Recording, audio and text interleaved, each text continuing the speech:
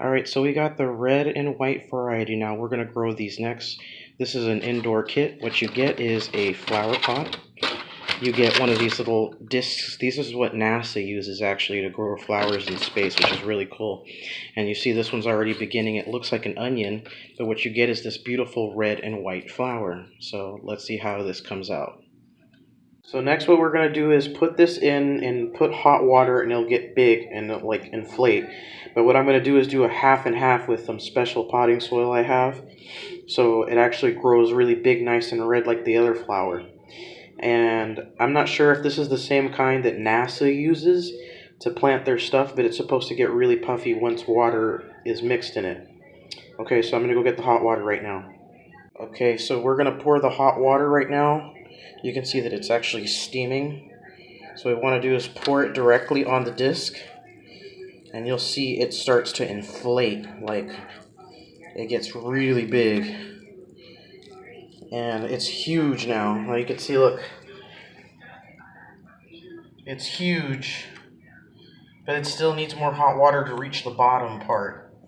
And that's how you add, but what you want to do is wait for it to cool off a bit. This is all that soil that came out of that one small disc.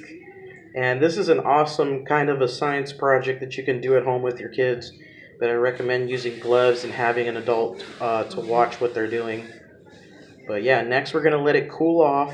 And I'm going to do a half potting soil and half soil with this because it actually has both very nutritious soil for the flower to grow.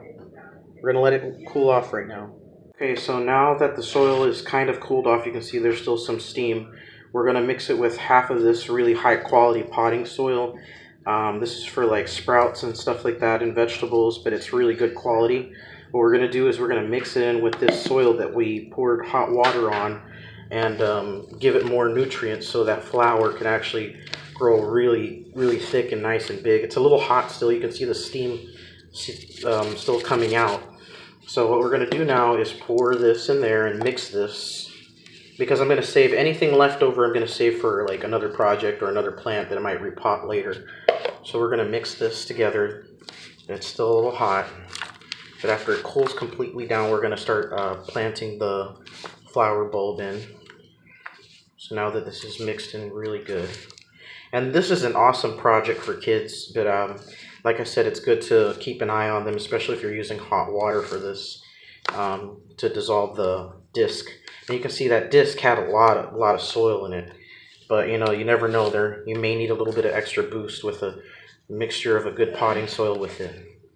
So now that we mixed it, we're going to let it finish cooling off and start planting the bulb in, and she will be ready. So there we have this flower already. Now we're going to put some more soil in it. What I don't want to do is overwhelm it with soil so it doesn't cover it completely, because if you do, it will start to rot, and I don't want that to happen. So there we go. And I will finish this up. Alright, so this is the outcome of what you're getting. These absolutely gorgeous flowers. I grew these from bulbs, and it was such an amazing project, and I had so much fun growing these. I think I planted these either in October or November. I'll have to check my dates. But she just grew to be absolutely beautiful and gorgeous. And so what I'm going to do is literally fill the house up full of these flowers so they grow indoor year round. Now I do have some orchids, but orchids are a little bit more advanced and a little bit more complicated.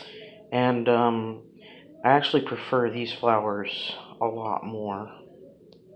So we have this little potted Christmas tree, and I think she's probably was sitting in the hardware supply store for probably since November or maybe October, I don't know.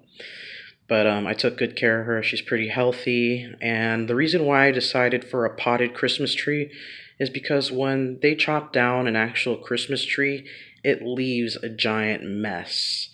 And I know a lot of people don't know how to take care of potted Christmas trees, and they end up dying like maybe weeks later after purchasing them. But this little girl has been surviving for a long time now, and hopefully she'll be around year round and be able to reuse her for next year instead of having to buy a Christmas tree and it ending up in the garbage.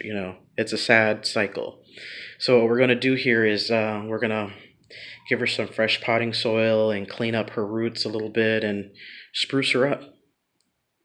Okay, so the tree has been removed from the flower pot. We are loosening up the roots a bit and removing any debris or dead stuff, or any checking any roots for any rotting or whatever.